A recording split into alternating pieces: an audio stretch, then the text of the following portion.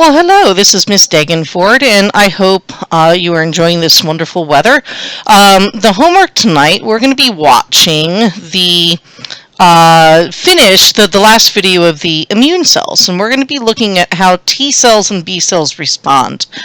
Now, we briefly talked in a previous video that adaptive immunity allows the body to get into specific responses against pathogens, whether or not they're fungal or bacterial or worms or viruses.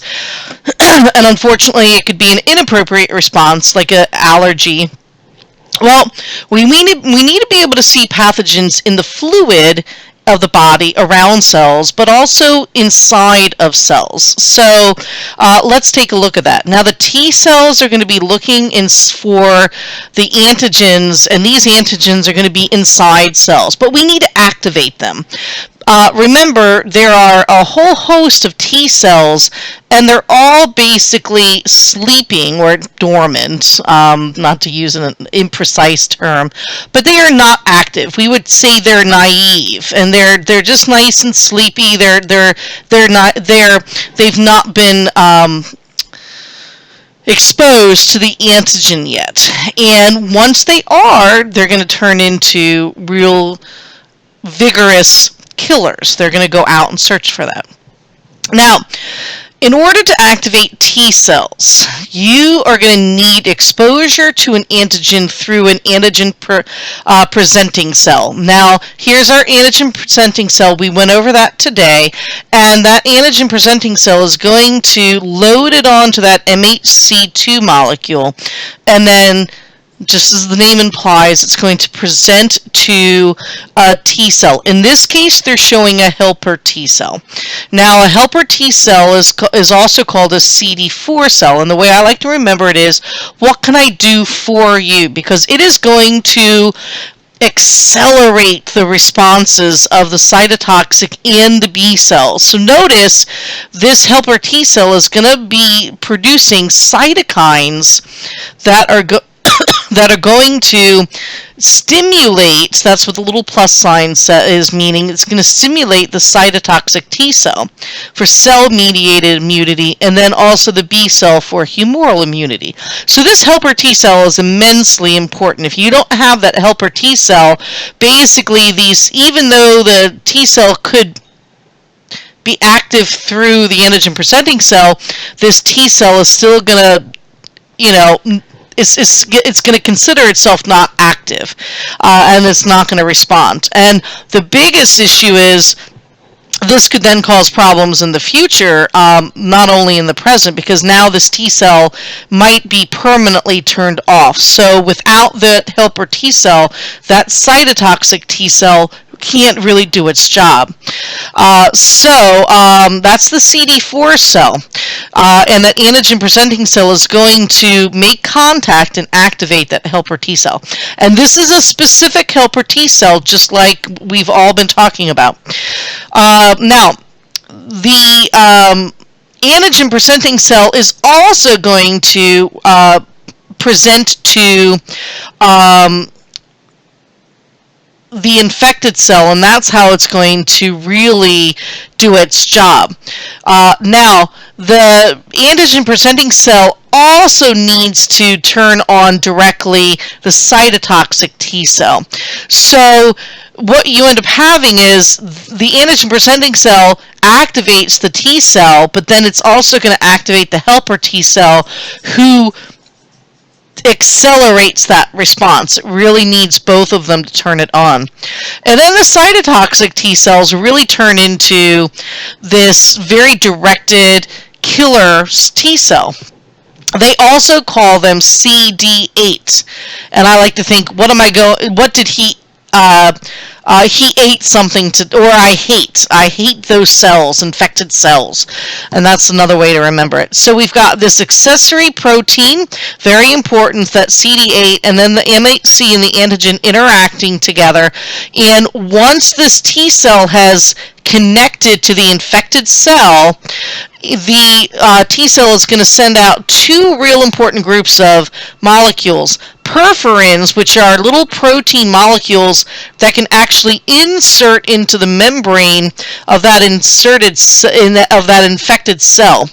And it's going to create, just as the name implies, these pores. And that cytoplasm just starts leaking out from those pores, very destructive. It basically causes the cell to undergo apoptosis. It kills it. And then granzymes, which really are fancy, specific enzymes, they're going to be brought into the cell, and they're just going to chew up the cytoplasmic contents of that infected cell, which includes viruses that are being made. And then now we have this infected cell dying, yay, and that cell can no longer make viruses. Now, B cells are much easier to activate because all they really need is exposure to that pathogen. Sorry, I circled the wrong thing. The B cell just needs to be exposed to that pathogen, and now it's now competent. It can go out and send the antibodies out. However, notice, just as before, we've got a helper T cell that's going to be activated against that specific pathogen by that specific antigen, and then it's also going to stimulate the B cell as well. So we see again that helper T cell, very important. Now what the active B cell is going to do, it's going to turn into some memory cells, and they're going to stick around. They're going to do its job. They're going to just sit there kind of dormant until they're exposed again. But these plasma cells, these are also called effector cells, they're going to sit there and just ramp up, increase production of antibodies, and these are secreted into the bloodstream, the interstitial fluid. They're just going around the body and the lymph vessels, and they're going to be again specific to that antigen. And they work in several ways. So here's that process again. This really is kind of an updated version of this picture. So let's just real quickly review. Here we have an antigen-presenting cell. Here's our major histocompatibility. Here's our helper cell, that CD4, who's going to then stimulate the B cell with its cytokines, these molecules that just make that even more excited. And now we have our plasma cells that are secreting our antibodies, and then we have our memory cells. They just have switched it. So that's just pretty much the same picture, but just showing it all in one fell swoop. Now, we have down below then what the B cells do. Now they're making antibodies, a huge number of antibodies. But one thing you need to realize is the antibodies themselves don't kill cells. They may help in that, but the antibodies themselves don't do that. Now, the way you want to remember your antibodies is through an acronym, PLAN. Now, PLAN, and this picture is a little out of order, but PLAN stands for phagocytosis, and then lysis, which we'll put over here. Agglutination is already down there, and then neutralization. And we'll go over step-by-step neutralization. And so let's go over these. Now, phagocytosis. Now, again, antibodies themselves, those are proteins, so they're not going to phagocytose anything. But what they can do is they can coat pathogens, and what they do is they make that pathogen easier to consume by macrophages and the phagocytes, those cells that just go around consuming things. So the bacteria especially that can sometimes escape being consumed by other macrophages because they've got that slippery surface, the antibodies can make them easier to eat, and that's called opsonization. So the phagocytes will crawl over and grab onto the antibodies and then surround it, and now we've got a captured pathogen. We can now dispose of it. And so that can happen with viruses and with bacteria. The fungus cells might be too might be too big for it. Some of them might be okay, but they can make it easier for the macrophages to eat them. So that's phagocytosis. Now lysis, very similar. Now the antibodies, and again, big point here, the antibodies themselves don't cause lysis. But notice here's our antibodies hooked onto our antigens that are matching it.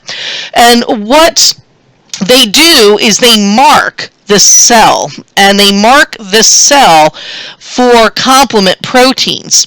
So imagine you've got a battlefield, and you're going to plant traps. And along comes one guy that sets the flags for where you're going to place those traps. And so you're going to put little flags on the battlefield, and you're going to say, I'm going to set a little trap here, and here, and here. And then another guy comes along, and that's who sets the trap. And that's similar to what the antibodies can do. The antibodies mark where then the complement proteins come in, and the complement proteins can insert themselves similar to those perforins, and then they can cause the lysis of those pathogens. Agglutination, and we're going to look at that tomorrow. We're going to do a very quick mini lab with blood cells. Agglutination, think of glue. It literally causes the pathogens to cross-link together. And the agglutination, let me do it over here. If you have these viruses with these little antigens poking out, the antibodies, as they link the pathogens together, they will cause them to stick together. So these little antibodies in red, and especially a certain kind of antibody, a certain class of antibody, has many, many, many binding sites, and it will cause these viruses to clump or bacteria to clump, and then it makes it easier for the macrophages to clean up after them.